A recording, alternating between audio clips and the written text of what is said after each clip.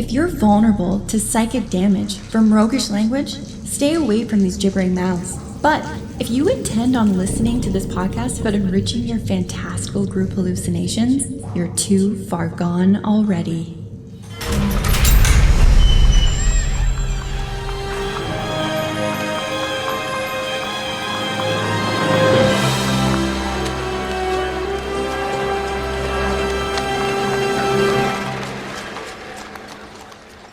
Your next game is going to be rife with strife, and here's why. In this episode, we find some answers to what is a good starting point for every good antagonist. And how do you create 3 of them that feel connected and meaningful? And how do you create the ideal, corrupted antagonist your party will love to hate? Welcome to the Hook and Chance podcast. I'm Jordan. And I'm his brother, Travis. So if you've been following this season, we have been laying the groundwork for an awesome villain that's going to oppose the characters. We talked in the last episode about all the right ways to keep their personalities and some of the overall themes of their characters as individuals and as a whole in the forefront so that we can build an entire campaign or story around them. And if you didn't listen to that episode, don't worry. You don't have to know anything. No homework required. You're still going to get a simple, effective process to build meaningful opposition for your party. And we're going to try and pack in some fun ideas. So the real problem that we're trying to address is how do you build a villain that feels connected to those characters? And then how do you make sure that it's dynamic and it's not just a one-directional, straight point A to point B, we got to go kill this villain. And the thing that I really struggle with sometimes is just coming up with my own concepts in a void in my dream space, or just stealing them from movies and just saying like, here's Darth Vader. He's a bad guy. Now he's your bad guy because he's a good bad guy. Right. And what we've really discovered is if you've invested the kind of time that we usually do in creating the compelling characters, sometimes they don't motivate the players. Something is disconnected. Something doesn't quite fit or jive with those players and their characters. And for some reason, they just go, yeah, I'm not really interested in stopping him. But he's going to take over the world. Yeah, that's pretty much the worst when you do all that prep and then your villain goes off with a whimper rather than a bang. Nobody cares. Right. And even when we've had villains resonate well at the table, in the past, I haven't understood why. Why is this working? Yeah, so you just like glom onto it and you don't want to let that villain die. You give them plot armor because you're afraid of characters and players losing interest. Right. Or the next time you build a villain, you're like, the villain being evil because he wanted money must have been the key. Right. It's not the name. It's not the accent that you gave them. It's not their pet monkey, Giorgio. Why do they have a pet? I'm not even. No, we're moving you on. Asked. We're moving on. For now. Damn it, that sounds vaguely like a threat. Our theory is that it has more to do with attaching values that absolutely conflict with the players. And not only the players and their characters.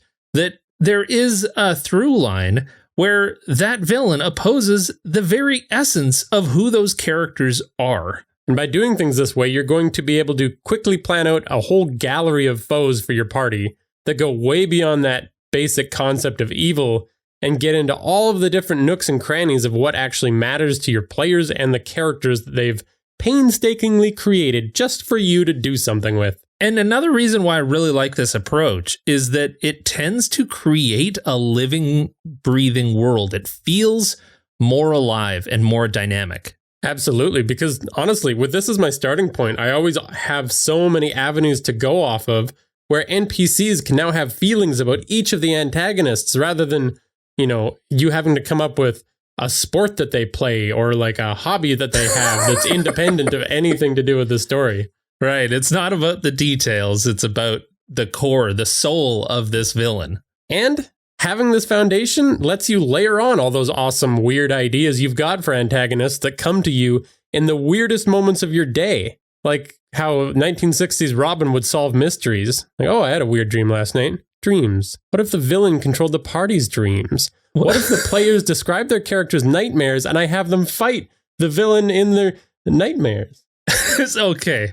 That was a whole train of like barely connected thoughts. So just to recap, you think of new ideas for a D&D story in the so loose and unconnected way that it's similar to 1960s Robin from the Adam West Batman and Robins. That's what yeah. There are goddamn layers to that I just... Man. Isn't that normal? No, I don't think it is. Weird. That is a loose stream of consciousness that only you are capable of. Thank you very much.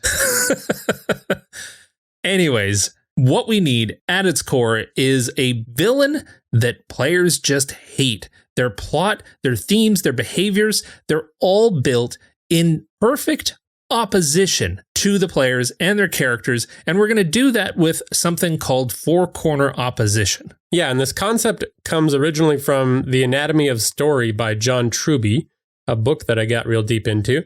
But it's a really cool method of fleshing out opposition to your party that creates antagonists that they love to hate and stay fixated on because they stand perfectly diametrically opposed to the characters. And to each other. And this is done by understanding the player character traits and their core values.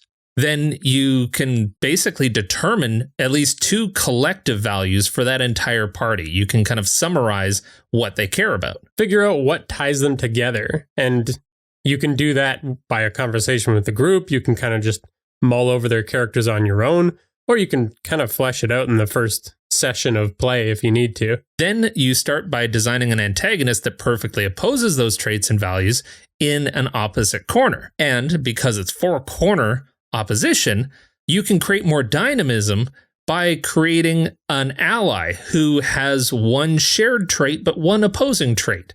Ooh, we don't quite agree with this person. And then you can create another antagonist that actually shares a common value, but they're against the party? What? And those terms are just really loose ideas for us to work off of, but they can all be people that your party is going to align with or befriend, or they could end up being violently opposed. It's not about each corner with a plan in mind of how the characters are going to react. It's just you're allowing them that space to react. This allows the players to have their own opinions about each one of these villains, but have an opinion because they've been designed to create opinions in your player characters. Totally. But first, we should probably talk about some of those player characters, just to catch you up on who they are and how we're going to build the perfect villains for them. And we introduced these characters in that last episode. We're just going to go over some of the core details that you gotta know for each of them. And we've got 3 of them. The first is named Weld. They are a practical problem solver. We kind of went with the archetype, a rogue sage, if that gives you an idea. They're a technician, they're methodical, controlling, and they're a little bit arrogant. Weld is on a path of redemption after developing a conscience after years of serving some kind of charismatic demi-lich figure, maybe a big, bad, evil character. Now what they want is to organize and control everything after being under someone else's corrupting influence for so very long. But maybe along the way they can learn to forgive themselves and realize that that's not their fault. And then you've got Eden, who is the optimistic, faithful, altruistic, naive, and slightly gullible, warrior type, the pure-hearted vanquisher of evils, the innocent frontliner. And a general theme of this character is their faith versus their doubt.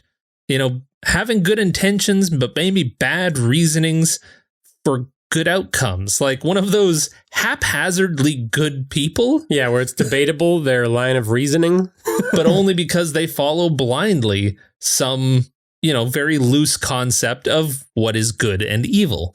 Yeah, this character was more or less built to be a bit of a follower. Right. They're vanquishing evil for their deity, and they're totally willing to give up control in order to follow what they think is the will of that deity. But, they have free will, and maybe after time they'll realize that. Right. Then we got Squib, wild card, daring, talented, intuitive, hot-headed, and reckless. There's some kind of magician rebel. And there was some fun ideas thrown into this character. Squib is from a dynasty of world-famous chefs, but after they discovered their raw magical talent, they abandoned their family, their responsibilities, and any expectations that anyone ever had of them because that sucks. That's pressure. They went off to wander the world in search of some get-rich-quick adventuring lifestyle. And really, their want is to, be free of all of that responsibility, but ultimately, they're probably going to need to find an actual purpose for themselves and impose some kind of structure to their life that probably works for them. And we bring up all of these points because, again, this process is really built around the characters themselves. And because we need to kind of summarize what are those core values that all three of these characters have in common that they'll most likely react to. So we need those core values to work from, but we also need some other ideas to flesh out based on how those characters were built and what they care about. So first, we're going to go to the Sanctum of Scholars and talk about some inspirations from these characters that we can use to develop their antagonists. Step into the Sanctum of Scholars, where records of scientific discoveries and natural wonders awaken worlds of possibilities.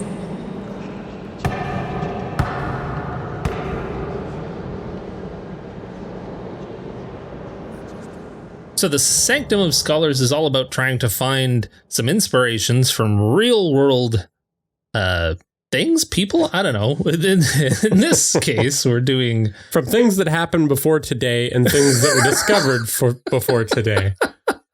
History. Yeah. That's the word. That's how I define it. Okay, so for our first character, Weld, we were trying to figure out what would Weld want to fight against as a super logical, super organized, evidence-based kind of person. Who would just rub Weld the wrong way? So we figured it would probably be someone who uses emotional tactics rather than factual, logical ones to take power from others.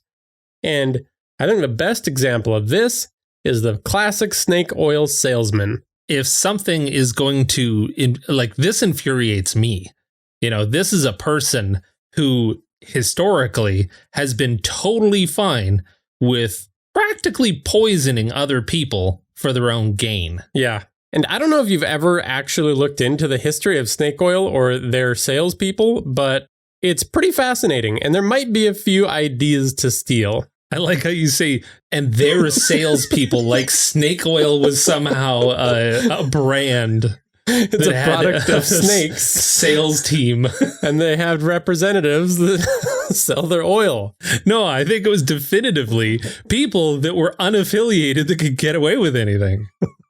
Fair enough. Well, I'm going to start with what snake oil actually was about. So it contains, I'm not even going to try to say it.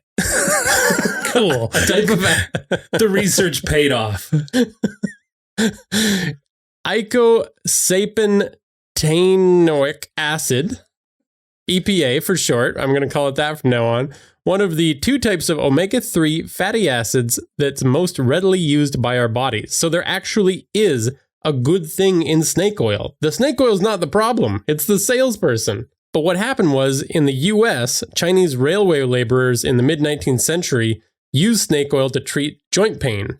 It's a staple in traditional Chinese medicine.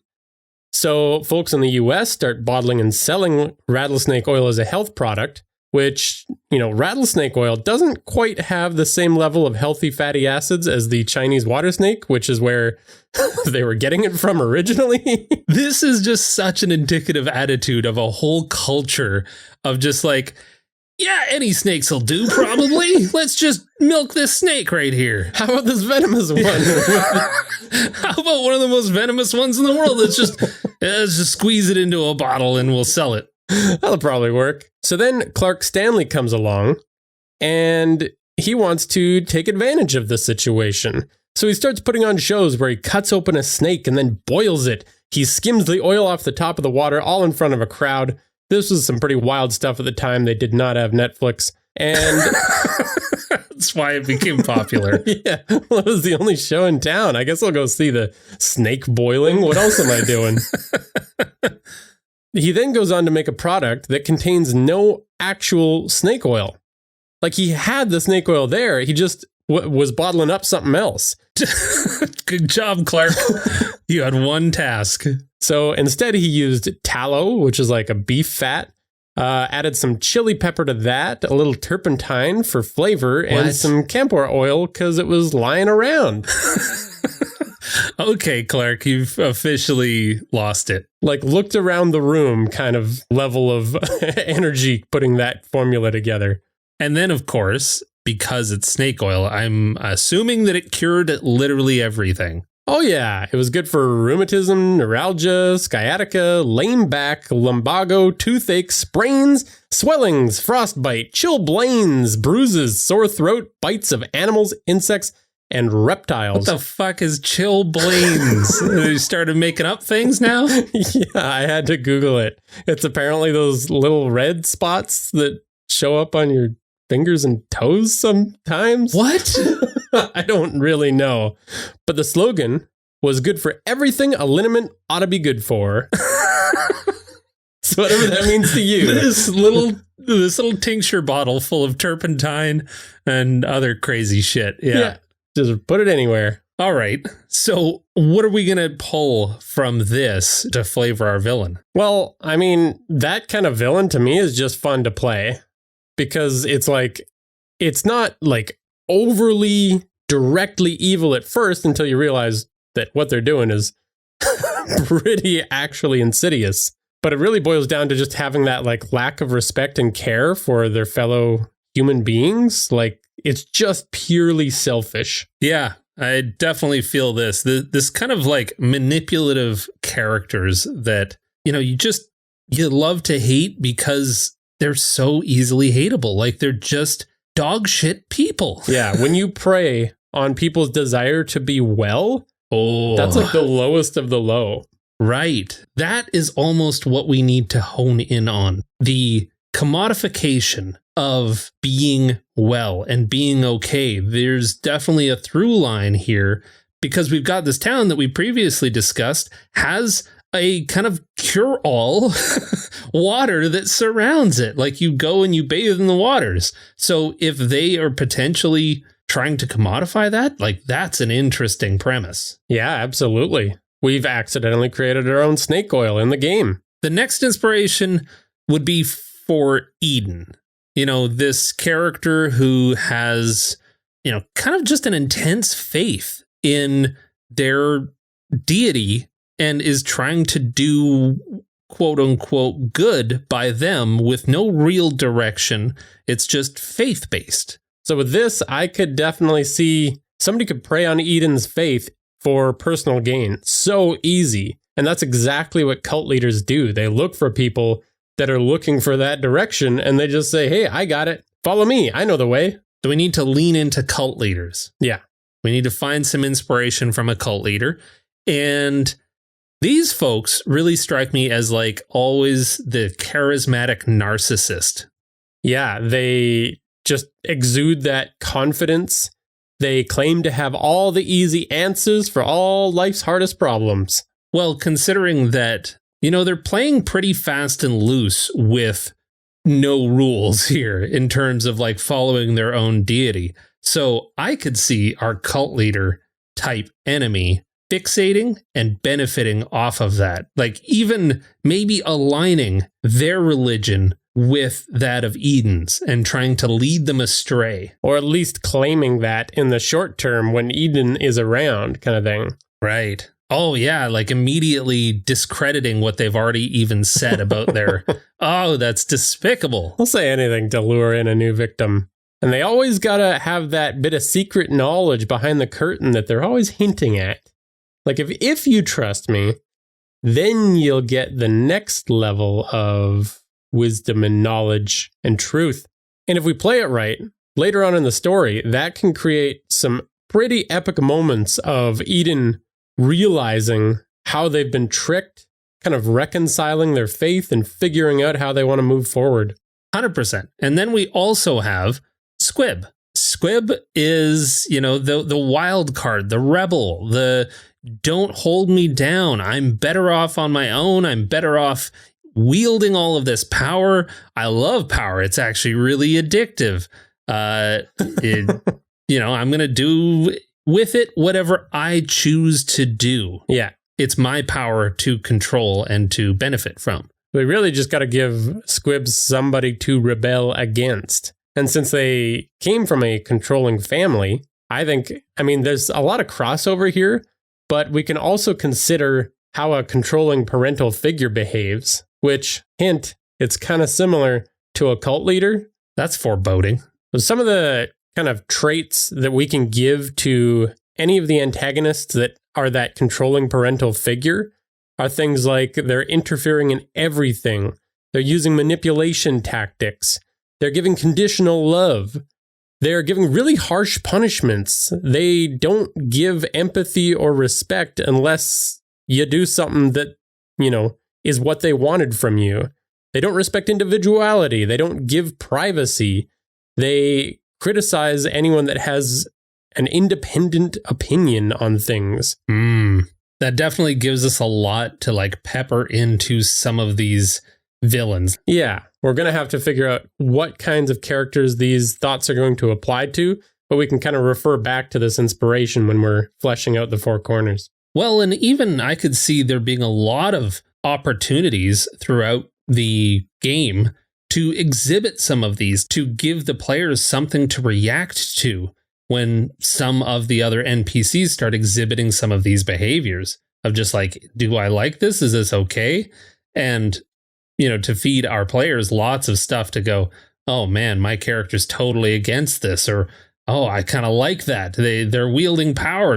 We can give our players a lot of different paths to reflect on their own characters throughout this. Yeah. And something I kind of like about that parental figure one is that it can start in a way that seems good, like a nice, gentle, nurturing parental figure can slowly morph into a very controlling one because that's what they do. Right. We can get a little bit spooky with this over time. Yeah. Well, let's actually put all of this into practice and let's build some damn villains.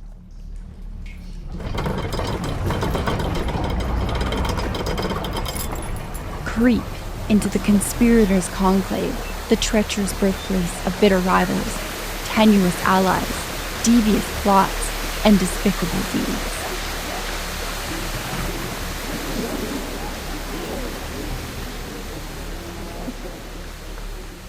So to flesh out the four corners here, we're going to start off with the concepts of the corruption of power and what controlling others and manipulation means to each of the corners. This seems to be a real common thread throughout all of our player characters. And it's the two that we're going to gravitate towards in order to build these because, I don't know, something feels pretty good about playing with and dabbling around the idea of that control, of that manipulation. We've got cult leaders, we've got messed up parental figures, and then, of course, we got just no good down low snake oil salesman. Yeah, all of these ideas are starting to come together and coagulate around this temple. I like it. So just a quick reminder, so far we've got a loose story idea that there's this temple of living waters. There's these waters around it that kind of give life and bounty to the whole region. It's a healing center of a prosperous village and its surrounding valley. And it's being cared by a sect of spiritual, religious folks. We haven't really nailed that part down yet. And the primary antagonist, the party's real villain, is trying to take that control back for themselves. And we're kind of leaning towards that kickoff or that, story hook to be that something is stopping the healing powers. Our players are going to have to figure out how to restore balance in this imbalanced valley. So let's start in the first corner in our four corner opposition, and that is the party. So again, we're trying to figure out what does the party value, and based on all of these characters and the overall themes of control and manipulation, and the overall themes of control and manipulation, we've got the party, which we can assume based on all of the characters that they've created, is controlling others is bad and manipulation of others is bad. Obviously. I think that's where I sit. I can agree with this. The characters want control over their own destiny and their abilities and their powers. And yeah, I'd say they're pretty... And I think these are going to really easily provide us with what we need to create plot hooks that help the party find their purpose in preventing the manipulation of others. Like Right. You can just have other people in the world getting manipulated, and theoretically, the party's probably going to be interested in stopping that. Right. That opposite corner. We need a villain. We need this villain to completely oppose those values. So we've got a villain. We know that their values are going to be controlling others is necessary and good. And manipulation is a fantastic tool to do that. You know, people get out of line. You got to have tools in your tool belt, and manipulation is one of them. We mix in a little bit of that. My way is probably a better way, even though you're too dumb to realize it. You know, that kind of cult leader vibe. We've got this, snake oil salesman who's totally fine with hurting others. You got Giorgio the monkey. No, whoa. That No. really likes to manipulate others. What? No. Giorgio the monkey cannot make an appearance.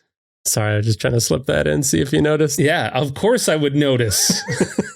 How on autopilot do you think I am? I'm just keeping you on your toes. Right. Thank you. So we got this concept of this Grand Master of the Temple that has decided to take the power of the water for themselves. They think nobody deserves it out there anymore. They need leadership. They need guidance, like a good cult leader thinks. And we definitely want this character to be real evil. Like, there's no question.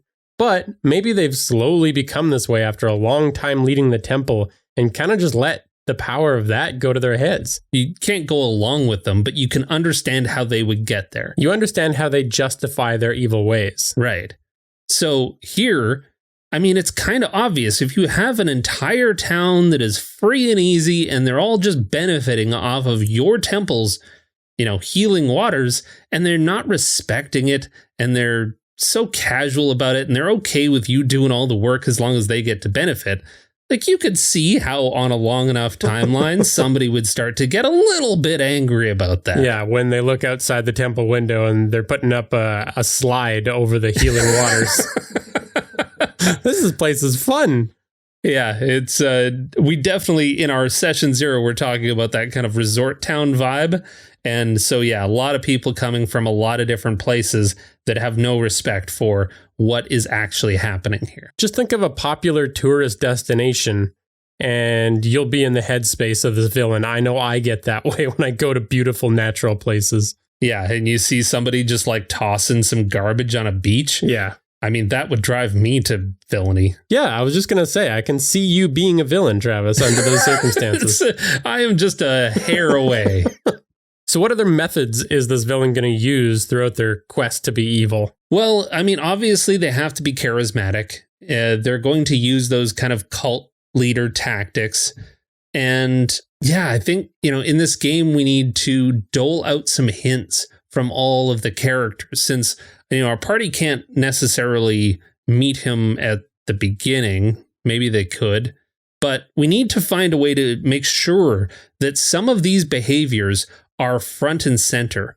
And I think as time goes along, I would probably want to get deeper and deeper and deeper and start to signal to the rest of the players that maybe what they originally thought was like a fatherly figure is actually kind of a bad person. And oh no, they're actually kind of manipulating the rest of the, the monks here or something like that. You got to slowly let it leak out. Yeah. Like, they come in and the whole town sees this leader as a glorious, infallible figure. But the more layers you peel back and the more stories you hear, the more you kind of start to realize that they're real fucky.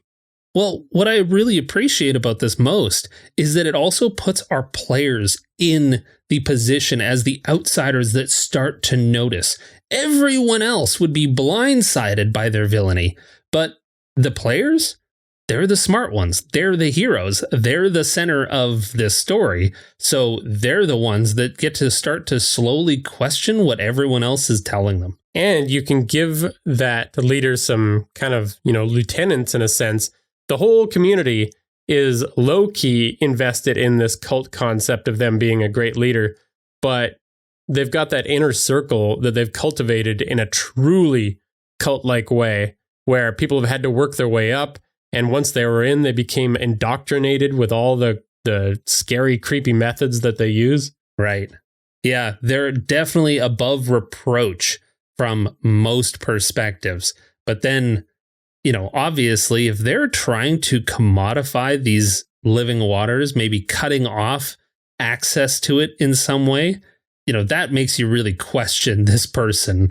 And are they the good person that everyone thinks they are? And of course, nobody's going to know that he's the one cutting off the waters. Oh, we got to make it a mystery, obviously. Yeah.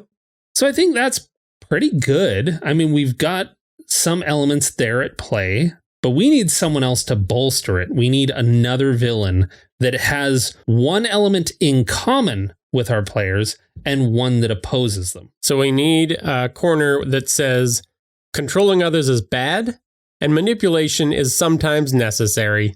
So they're against the control, like they would probably be against what this, Grand Master of this temple is up to. But they might sympathize as well and say, you know what? Yeah, it has gone too far. This town doesn't appreciate us. Yeah. What I love about this approach, though, is that it still remains open and flexible enough that our players could shift the outcome of the story.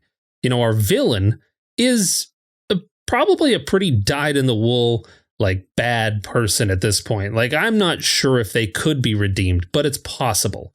But then you've also got these other four corners that, like we were saying before, have the door is open for them to do many different things and to take many different paths and to be influenced by the choices that the players make. Yeah. So I think we need to muddy those waters. We need some kind of betrayer. We need someone.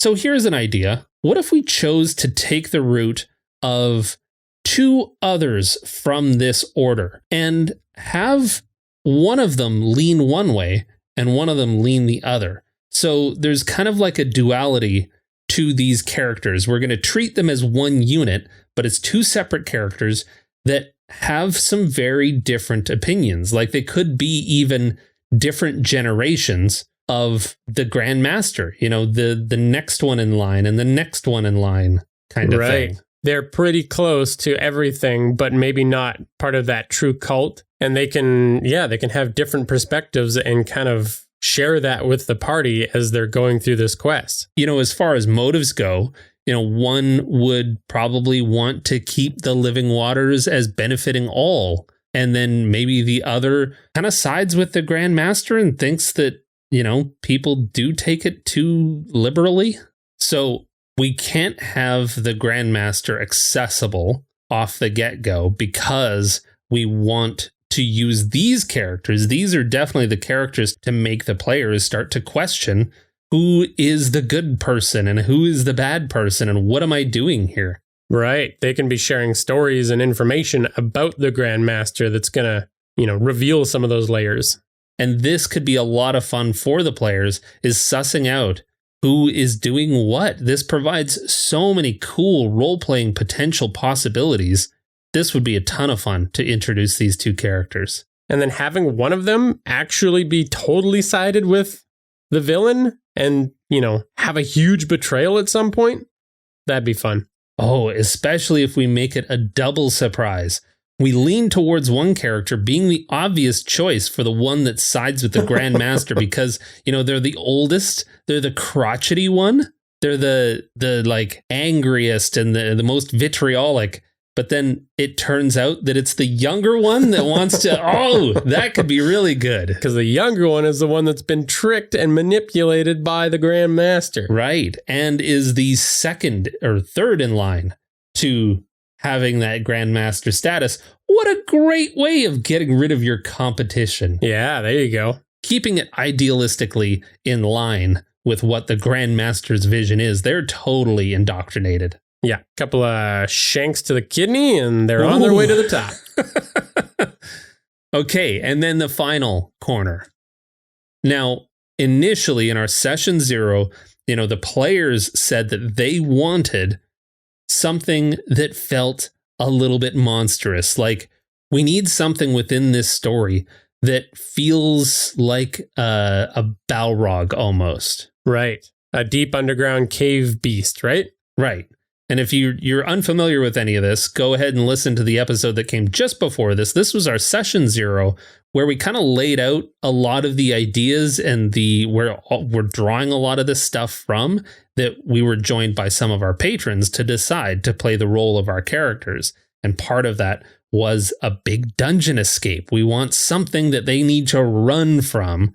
And so this obvious choice seems perfect for this other corner of opposition, some kind of monster. So we still have to follow the rules of the 4-corner opposition, though. So this monster's concept is that controlling others is good. And I'd say the monster is a predator. So like by its nature, it kind of controls its prey as they die. But it's also been maybe under the control of the temple and is the temple's big bad secret. Ooh, like a guardian or something like that. Yeah, like I don't quite know the reason yet, but I think it'd be really cool if they get down there and find out that the temple's had a hand in keeping this thing constrained and now it's out or something like that. Yeah, the dirty secret. If the temple is in control of it, then we've got that control aspect. But then how are we going to work in manipulation into this whole thing? Because I don't see a monster as typically being capable of being manipulative. Like, they're just the monster. They're a pure force of will. Right. And this corner is taking the stance that manipulation is bad. But you're right. It doesn't really have a conscious mind to make those decisions with. What if, going back to this whole thing about the monster being the secret of this temple of the Grand Master, we kind of lean into this whole thing that the monsters may be being manipulated. Yes, absolutely. Like, they're using it for their own ends. And maybe we can even work in a bit of the snake oil business here. Oh, no. Are they milking a monster? Well, maybe. Like, I think when we start crafting the story, we can maybe think about how this monster's natural resources or something related to that could be connected to the healing waters. Which makes a lot of sense as to why they would need to be able to control it. Yeah. Because, there's so many good things here. If they kill the monster, they could potentially hurt the living water. Like, there are so many different things to play with in terms of choices that we can give our players just by doing some of these corners. Yeah. We got a real good thing going here, I feel. And we'll name it Giorgio.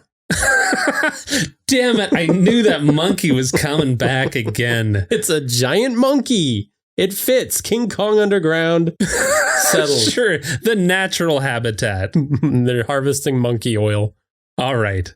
Well, I think we've come up with some pretty decent corners. We at least have enough that we can start to flesh out the story. And man, I cannot wait to get into that. But I want to make a quick point on modifications, because the real strength of every system that we use, including this 4-corner opposition, is that it kind of breaks the ideas down into their core components, which we can then tweak, alter, and flavor however we want, including in order to suit the party perfectly. So like, these are ideas for this story. Like, if we were actually running this adventure and we wanted to, do an adventure arc that focused on one of these characters, you could change these corners. Like, for Weld, maybe Weld's old cult leader overtakes the temple in an attempt to gain more power instead of that Grand Master. Right. Or, what if, like, Eden was fighting a monster that was a manifestation of their evil god. Like, what if they had to question whether or not their god was actually good because it was, sealed with the signet of their god or something like that? Yeah. And you could replace that temple duo that they find with members of Squib's family that maybe are here to track down resources for their family. Right. They're the ones that are moving in to try to take control of this resource. And ultimately, all we have to do is look at this four corner again with different shared values in mind. If you're trying to make these characters fit your party, all you need to do is figure out what are the common values of your party and then re-look at this four corner and say, how does this work with those values? It becomes pretty easy to tweak once you kind of get into the flow of it. And obviously, do this as a group. It is, one of the worst things about being a GM, and there aren't many. Like, I love being a GM, but one of the worst parts is just that you do so much of it alone. And that's not necessarily how things have to be. You can have these conversations openly with your party and have them contribute and plow ideas into your villains. Get their help building the ideal villain for them. It doesn't necessarily always have to be done in the shadows. And just like we did, we worked with two of our patrons, Dangerous Marmalade and Leprechaun, and we actually also got additional help from Lila. And we ended up creating something that I'm pretty freaking stoked for. I can't wait to get into this story. Yeah. Fleshing it out is going to be fun.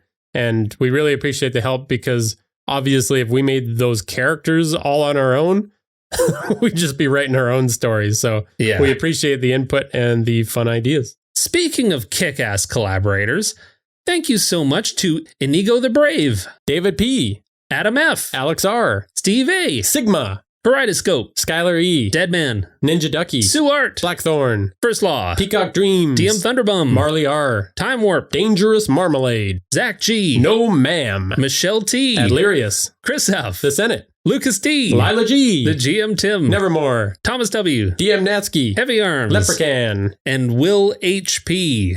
Thanks as always to Tabletop Audio for the sound effects you heard in this episode. For any resources that we mention, you can find them on our website at hookandchance.com. If you got any benefit from this episode and you think it could help someone else with their game prep, please share this episode or consider leaving a review. Four corner opposition is so valuable and it's such a heady concept, but as soon as you grab onto it and you start to use it, it becomes so effortless and so much fun and so valuable. So we hope that you found a lot of value from this episode. You just start sprinting with your ideas. And share some of those ideas on Discord with us. You can also become a patron to help guide this show and participate in some of the conversations we're going to be having about each part of this season, which we're calling Corruption in the Temple of Trials. Thanks for listening and play the greatest great source of games. inspiration for a villain is my brother Travis, so keep that in mind. Happily antagonize you.